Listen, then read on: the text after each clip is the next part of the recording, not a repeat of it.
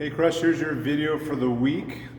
Just a couple announcements. Well, I have several. One, as this video is released, this coming Monday, we have a group of people doing the incline. So if you want to jump in on that, reserve your spot. Let some folks know that I think Derek and Steph are going. I think Zach and Alyssa are going. Grace Patton's going. There's a small handful of people going this Monday. Sean McCarthy, I think, is going. So reach out to them, let them know if you want them to wait for you. They're going Monday. 2, the 4th of July, we have one class on the 4th of July. That's at 9 a.m. It's going to be a workout. It's based off of July 4th, 1776. So there's 1,776 total reps. So it's a long workout. And if you really want a second part, there'll be a second part. The second part will be shorter and a partner workout. The first part is not a partner workout. And then on the July 5th, we will not have a 5 a.m. or a 6 a.m. class on July 5th. Those classes are traditionally really slow after fireworks the night before. In fact, sometimes nobody shows up to those classes. So no 5 and 6 a.m. class July 5th. The rest of the day on the 5th is the normal schedule. One big announcement, our move has been pushed back a month. They're having problems with some of the permits over at the new space. In the newsletter, I have some pictures posted of the progress that they have made. They have definitely made progress in there, but there's some permitting issues. So now we're slated to move on September 1st. So keep your eye on or ears to the streets on that schedule, because I'm still gonna be figuring that out. But September 1st now. All right. The question I'm gonna answer this week that's on the little whiteboard back there is, what is a good marker for a healthy person? The first question they had was BMI, body mass index. Is that a good indicator of your health? I would say to an extent, yes, it is. It can give you a general idea if you're in a healthy weight range. First, I'll say weight is not the sole indicator if you're healthy or not by any means, but if you're overweight, BMI is going to let you know if you're overweight and if you're outside of that healthy range. So I think there's a degree to it, right? There's going to be outliers on either side of it. I myself am an outlier on the BMI for sure, because BMI, according to the BMI index, I'm obese. I'm like the morbidly obese, at risk type category. I'm like, if you look at a BMI chart, it's like there's different colors and shades based on how far over you go. I'm in like the red area. The red area is saying that I'm obese and I'm in trouble. Now, if I look at my blood pressure is on the very low side, my resting heart rate is on the very low side.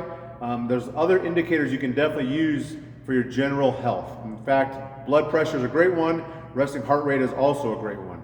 And there are base measures on both of those. You can have those easily tested. You can probably test them yourself. Blood pressure, you get that tested anytime you go to donate blood or go to the doctor. They always test that. I'm always curious on how that looks. In fact, sometimes I've actually been almost too low, or my blood is pumping too little. So on those indicators, I'm on the very healthy side. When it comes to BMI, I'm obese. So to BMI, yes, in your initial journey, if your journey is losing weight, BMI can definitely be a good indicator there. But if you're somebody that's a little more, has a little more muscle mass, it might not. Again, for me, it's a terrible indicator. It's no good for me. Blood pressure is a great one. Resting heart rate's a great one. Going and getting your blood work done is a great idea. Getting your blood work done, a full panel to check all the markers, your vitamin levels, your mineral levels, all that stuff is a great indicator of your health. What's going on inside your body is a great indicator. Getting that done once a year, once every 6 months is a great thing, especially if you're one of those people that kind of changes diets as you go. If you've been on keto for a while or you hadn't and now you are, you're on a high carb, low fat, and then you go on a high fat, low carb, or maybe try the new thing is the carnivore diet, right? Lots of meat. Whether you try one of those trends, getting your blood check's a great idea after a good period of running on that diet, a consistency on that diet. If you're keto, but 4 days a week you're eating bread, you're drinking beer, you're keto, but you're having cereal, you're keto, but you're eating a bunch of fruit. Not that fruit's bad, but on keto, it's not, it's kind of frowned upon, right? If you're keto, but you're eating bread 3 or 4 days a week, you're not keto. You just like the idea of it, but you're not really doing it. If you're doing a diet, you're on that diet or on that, I don't even call it a diet, right? Your eating habits. You're doing that 6, 7 days a week. with 1 or 2 slip-ups, right? You don't have to be perfect, but if you're having carbs often on a keto diet, you're not doing keto. But anyway, check that blood pressure, check the blood biomarkers inside and see what you might be deficient in. Maybe you're deficient in testosterone. Maybe you have a low vitamin D. A lot of people have low vitamin D, right? It's kind of been a topic in here recently, the vitamin D stuff, when it comes to sunscreen. The best way for humans to get vitamin D is sunlight. And if you're wearing sunscreen, you're not getting that sunlight, you're not getting that vitamin D, you better take some supplements. I understand some people burn easy, and burning is a bad thing. It's terrible, it's painful, etc., right? But the largest organ on your body is your skin. Have you ever looked at the chemicals that are in sunscreen? You're rubbing those chemicals directly into your blood. Directly into your blood. Maybe sunscreen's not the best thing for you. Maybe monitoring how much sun you get, spending time in the shade might be a better option than lathering on sunscreen. I'm just saying. But check that blood pressure, check that resting heart rate, check your indicators. That's a good marker of health. That's what I would go by more than anything. We have other things. There's other metrics like I think you should be able to run a mile without stopping. I think that should be a base level, just cardiovascular. You should be able to run a mile without stopping, without walking. I think you should be able to squat your body weight. You should be able to deadlift 1.5 times your body weight, or some basic markers for as far as strength. You should be able to do that kind of stuff. In fact, a lot of people in the gym can squat way over their body weight. A lot of people in the gym can deadlift way over 1.5 times their body weight. Those are great markers. I've seen, not to pick on the endurance, the long distance folks, but I've seen people come in that run a lot of triathlons, run a lot of marathons. They're really skinny individuals. I put a barbell in front of them. They can't lift. They can't jump on a box. They can't do any pull-ups. There's a lot of holes in their overall health and efficiency, right? Without going any more down the rabbit hole, I've already started to go down there in a couple of routes. Blood pressure, resting heart rate, get your blood drawn, have a full panel done.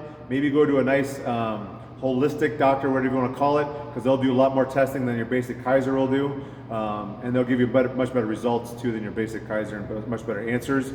And then BMI is kind of an initial indicator in your health, right? So that's my answer to those questions. If you have questions you want me to answer in these videos, please put them on the back whiteboard. We have one more in the queue, so I'm looking for some more. Going into this week's workouts, on Monday we have a workout that Jody thought of. If you think back to about a month and a half, 2 months ago, we did a workout of 21, 18, 15, 12, 9, 6, 3. It was burpees, thrusters, bike, and rowing. Same thing. Get rid of the burpees, add in wall balls instead, and a 100-meter run after each of those rounds. That's Jody's workout on Monday. On Tuesday, we have our sets of 10 squats. We're gonna do 3 sets of 10 at 70%. I'm gonna give us plenty of time to get that, because 70% is gonna be pretty darn heavy here. And then we're gonna have an EMOM every 2 minutes on the minute for 20 minutes. You spend 2 minutes practicing handstand walks, 2 minutes practicing muscle ups, or something to work towards those. So your muscle up practice might be pull-ups. If you can't do a pull-up, you're not gonna do a muscle up. If you can't do a good chest to bar pull-up, you're not gonna do a muscle up. If you can't do a dip, you're not gonna do a muscle up. So maybe some of those building blocks is what you work on Tuesday. Same thing with handstand walks. Lots of things we can do with handstand walking on the walls that kind of start to progress towards walking on your hands. On Wednesday, we have Coach Katie's workout. It's all gymnastics. It's pistols, hand release push-ups, knees to elbow, 50 of each, but every 2 minutes, you have to do 3 wall walks. Thank her for that one. I wouldn't come up with that one. On Thursday, we're going to find a heavy set of 3 jerk. We haven't gone overhead in a while. We're going to go heavy set of 3 jerk, and then barbell cardio in the form of power cleans, thrusters, and shoulder overhead. It's an AMRAP. And then on Friday, we have another hero workout. We have the hero workout jack. If you want to know what that is, look it up. That is your video for the week. Have a good week, Crush.